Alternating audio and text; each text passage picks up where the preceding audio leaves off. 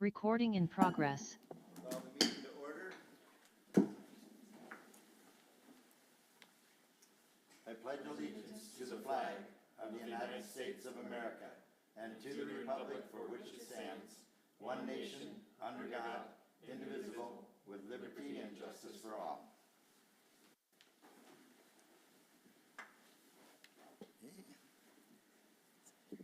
Amy, would you do roll call? Absolutely. Commissioner Dibdahl? Here. Commissioner Cronin?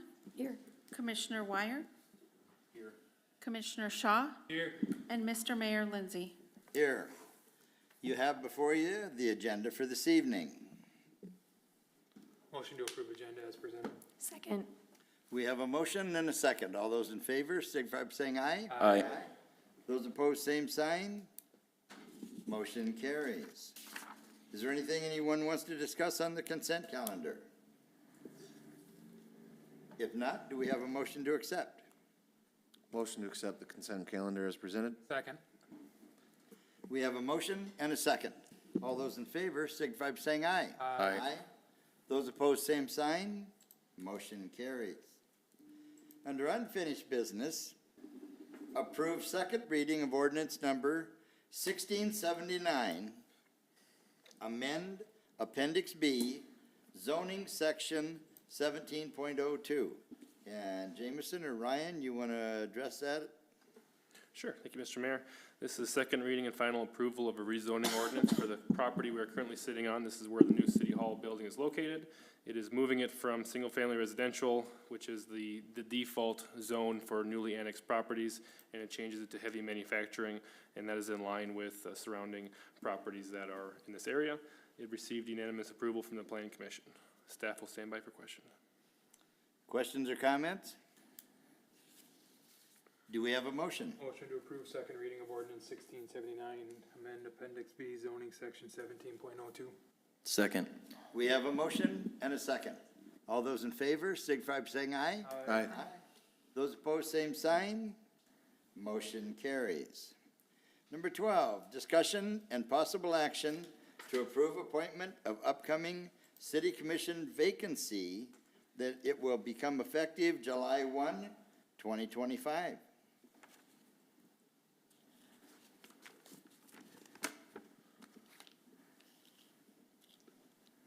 Well, I could start, I guess. Just want to say thanks again to all the candidates that applied for this position.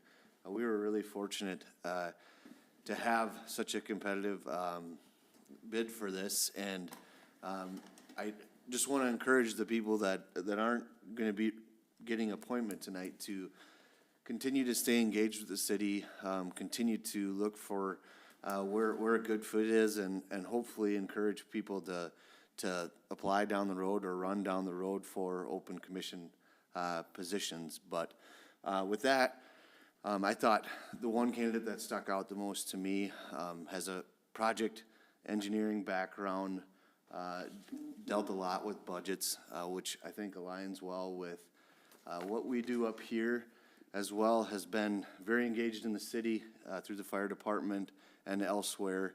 And so my suggestion or motion would be to approve the appointment of Dan Burrish to the upcoming city commission vacancy effective July 1, 2025. Other comments or discussion? I echo Kelly's comments. We had 6 very good candidates, and I think everyone would have done a great job in the role with their own unique backgrounds. And I appreciate everybody for stepping up and throwing their name in the ring there. So I'll second Kelly's motion. Okay. Other discussion? I apologize, I'm losing my voice. But yeah, just to echo what these guys said too, I thought all the candidates were really great, and I'm so appreciative that everybody applied. It was a hard decision to make. So yeah, like Kelly said, just keep applying for different positions that we have available in the city, and thank you so much. Okay. And from my standpoint in that, I agree also in that. I was so excited to see how many candidates in that we had interested in being part of the city. And I really want to encourage you to be in any capacity, and, you know, when the next commission meeting comes up, or when the next mayor spot comes up, don't hesitate to step forward. So, we have a motion and a second. Any further discussion? I'm gonna abstain from voting on this. For that reason, I'd recommend a roll call vote. Okay. Okay, Amy? Yeah, You can go through all five of them. yeah, just start down the line. Dibdahl, Aye. Cronin, Aye.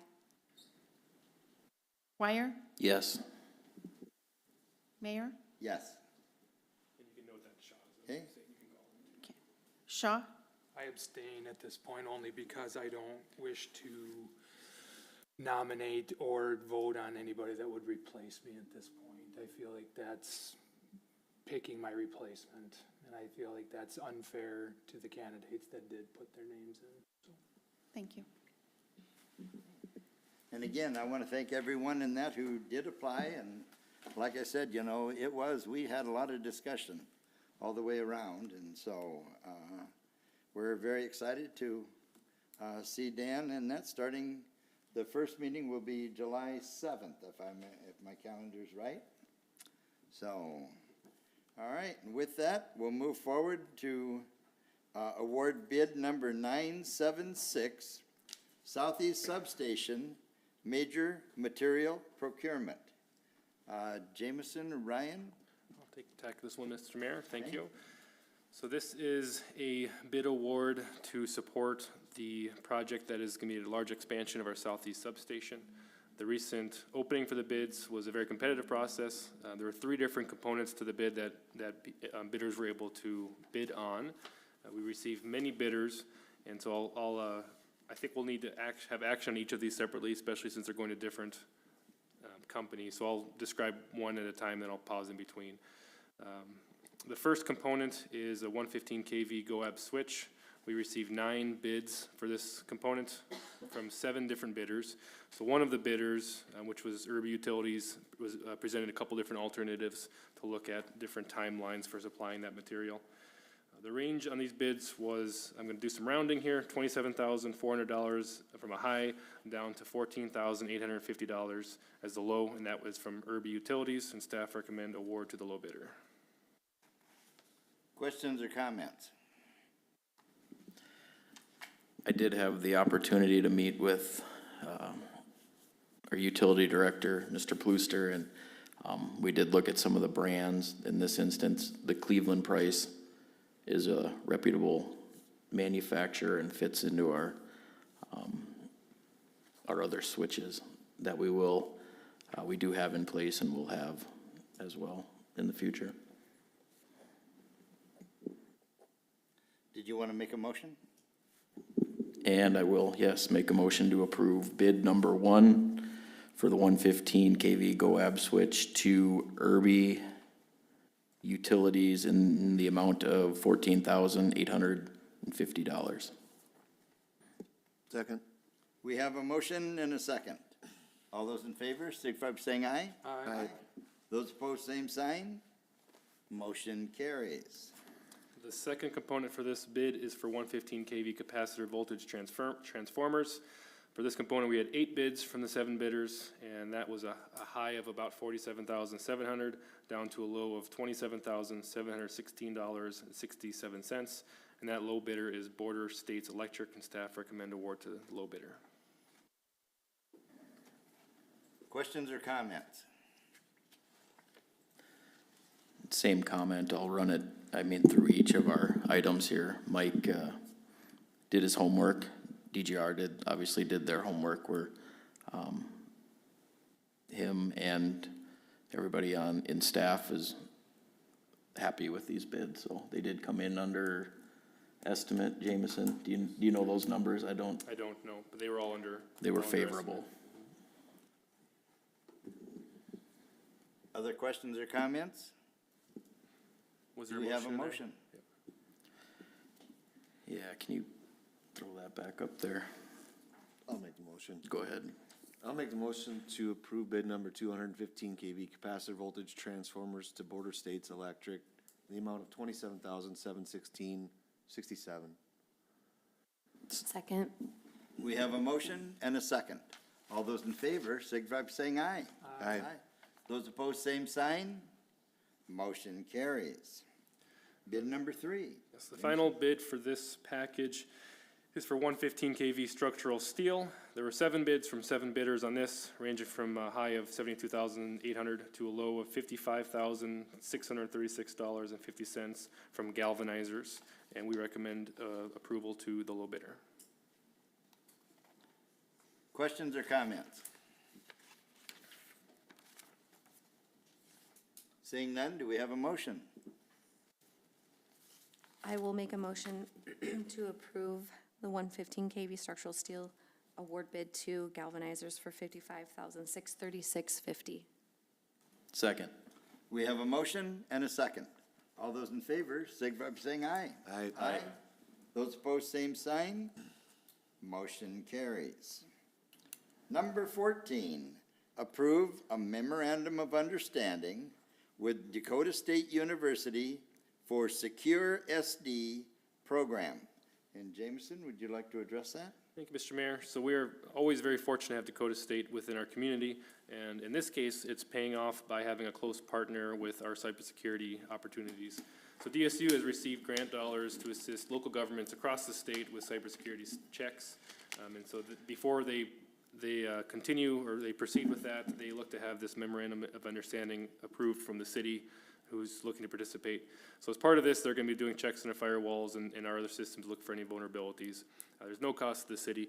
The last couple of years, we have had other checks done through DSU for some of our physical vulnerabilities, and they've been very helpful in helping us to identify those and rectify. And so this kind of goes to the next step through this Secure South Dakota program that checks on the digital and the software side. Jed, anything to add?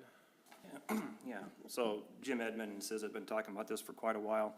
They've been securing money basically for all of South Dakota to get municipalities up to speed with their cybersecurity programs. So, really looking forward to actually working with Mike Waldner with Dakota State and getting this piece done for us. We've already been working with Dakota State through Project Boundary Fence, and like Jameson said, taking care of all the vulnerabilities that we can find. So, and that's always a good thing to make sure all of our infrastructure is secure in the city. So, any questions?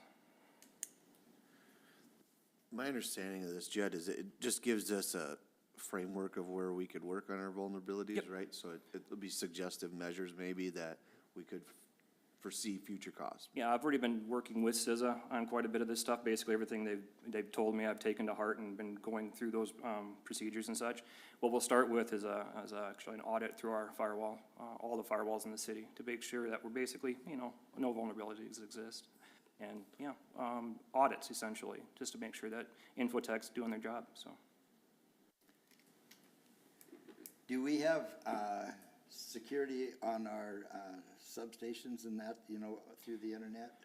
I'm not aware at this point of any actual infrastructure that actually has any internet capability or any connectivity yet, Mayor. There is a little bit through OATI on the CSR or CBR stuff that we may be doing, but right now at this point there isn't anything that touches that. Okay. Other questions? Comments?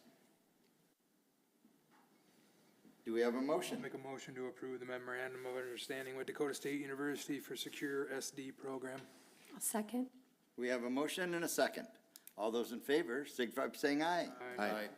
Those opposed, same sign. Motion carries. June city updates. Jameson, would you want to cover this? Yes, thank you, Mr. Mayor, as that's downloading here. So these are our updates for the month. The next slide here shows some of our active projects.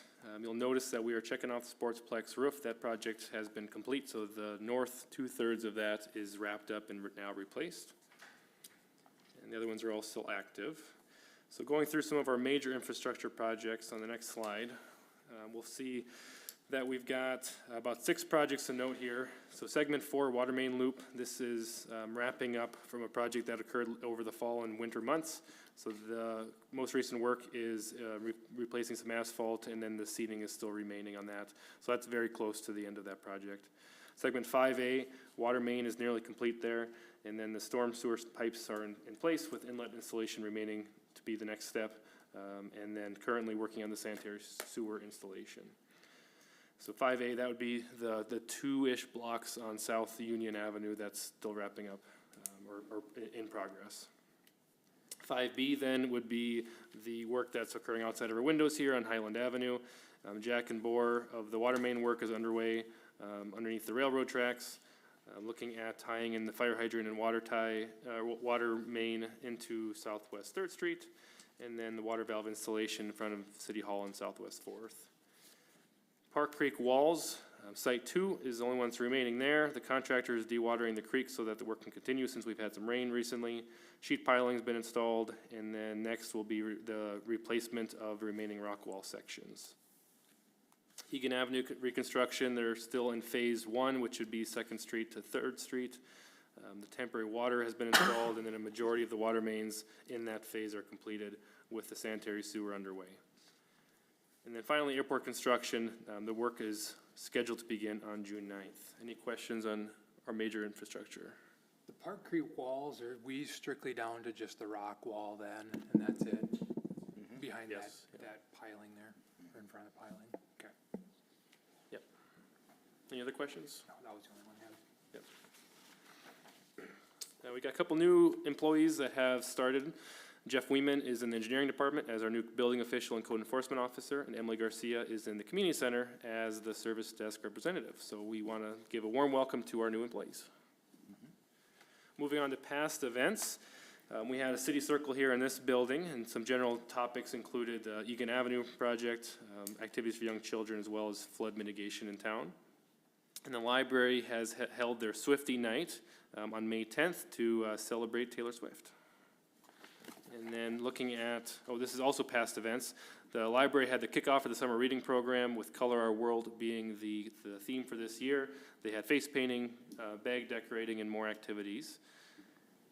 Now we'll move on to upcoming events. And so the library would want to showcase that it has the opportunity for pool passes to be checked out at the library. And so the general guidelines are listed on there. And then they also wanted to give a shout out to the Teen Advisory Board for creating the library's YouTube channel. And then, what did I miss here? As kids are completing some of their reading for the summer, you'll see some of those signs shown in the bottom right-hand corner there, noting that that household has somebody who has finished their 10 hours of reading. Upcoming events, so this next month we are looking at taking City Circle to be virtual. I'll note that the last City Circle was pretty quiet. We've had them ups and downs. Sometimes we've had very busy ones, and sometimes we've had quiet ones. And so we're always reassessing, and we want to make sure that we are offering opportunities to engage with the public and keeping it fresh and new. And so this next month, we're looking at trying a virtual one. The details in that are still being determined, and we're looking at advertising that shortly, but people can watch for information there. That'll be this month yet in June. Okay, these aren't the finance updates, but last month, since we didn't have the sales tax data released from the Department of Revenue, I wanted to showcase this before we get to the finance updates next meeting, because that hopefully will have another month added onto it. As I've been warning, we knew that this month, the year-over-year data for April of 2025 would look like it's a huge loss, because last year we had a 50% increase from 23, and sure enough, we did have about a 32% drop from April of the previous year. You'll remember that the Department of Revenue does not give out detailed information on any individual employer, so usually when you reach out asking why numbers are that they are, you don't get a lot of information or response. Last year when we dug into it, we found that there were several months that were not where we expect them to be, and the year was quite volatile, and that's due to employers who were paying back sales tax that they were behind on, or else overpaying or underpaying and having to make corrections, and so that made last year quite the volatile year. So it is showing down quite a bit, and because April of 2024 was up so much, it shows us this year as down 4.5% from this time last year. I am optimistic that those numbers will level out as the year goes on. If we go to the next slide. Can I make a comment right here? is if you look back at 22 and 23, 25 is still ahead of, 23. at this, during the same time frame. So, Still Yep. 9.7% yeah, ahead of so we're still ahead. Right, and if you look at the visual on the next slide here, was that orange? I'm gonna call it orange, line there, you can see how volatile that line is. You can see how high April was, and then July and August and September were also irregular from what we would normally expect compared to the 23 and 22 net lines, so. I will note that the April for 25 is lower than I expected. In the other years, it was all going up for March. So it's not all positive news. But as you can see, sales tax isn't something that is easily predicted, and it can be very volatile. Any questions on that before I move on? Okay, then the next slide is board openings. So I'm stealing a little bit of thunder here from the announcements, Mr. Mayor, but we just wanted to give some information on the board openings we've got. On the airport board, we have two positions open there, and those are 5-year terms that will go through April of 2030. There are no term limits, so anybody on the board is eligible for reappointment. And the residency requirement changed with our ordinance change last year, so we do allow 2 of those 5 members to reside out of the city limits. And so that's something to note. And the Park and Rec Board, we have 3 positions open there. That's a 3-year term, also no term limits. There are city residency requirements on that board. Any of the current members whose terms are expired are eligible and able to apply to be reappointed, but as our policy shows, we always make a note when these positions open up, so if anybody from the public is interested, everybody has a fair shake at trying to get onto the boards. And I just mentioned in that the reason that we made the change, allowing members to be from outside the city limits, is because we have a number of people who own planes that want to be involved at the airport that live just outside the city limits or around Lake Madison. And so we had significant discussions on that last year, and that's why 2 of the 5 members may reside outside the city limits. All right, and then a couple more quick notes here. So our latest campaign from Good Neighbors Great Madison is just a reminder to residents to maintain grass height. This is a good time of year to remind that. I think we've all been in that case before where we get a little bit extra rain, our mower breaks down, or we get busy, or whatever the case is, and lawn gets a little bit tall. And so we're very understanding of that. Our staff, when they get a complaint or when they notice a lawn that's getting outside of compliance, they give a Ryan, what's the word you use, courtesy notice? Courtesy notice to residents to get their lawn mowed. And so that's what we're doing here. This is just courtesy to everybody to make sure that they're aware that our ordinance states that grass height should be maintained not to exceed 6 inches. And then I think my last slide here then is just a reminder again to stay informed, and there's a QR code there that folks can scan to get signed up for our text alerts. This is a way that we are growing to communicate with our residents in town, and residents or anybody who signs up for those text alerts are able to customize what they're interested in as well. So a reminder to stay informed through that method. And that should wrap it up. Are there any questions? Questions or comments on any of the updates? Thank you much. Very good. Do we have any public comment? No? Seeing none? Okay, under announcements, as was mentioned, we have 3 positions open on the Park and Rec Board. They're 3-year terms ending in April 2028. We have openings for 2 positions on the Airport Board, 5-year terms ending in 2030. We also do have openings on the Madison Housing Board, if there's someone who would be interested in applying for that one of those positions as well. And our next regular commission meeting will be Monday, June 16th, 5:30 p.m. Okay, any other questions? Do we have a motion to adjourn? Second? We have a motion and a second. All those in favor, signify by saying aye. Aye. Those opposed, same sign. Motion carries. Thank you, everyone.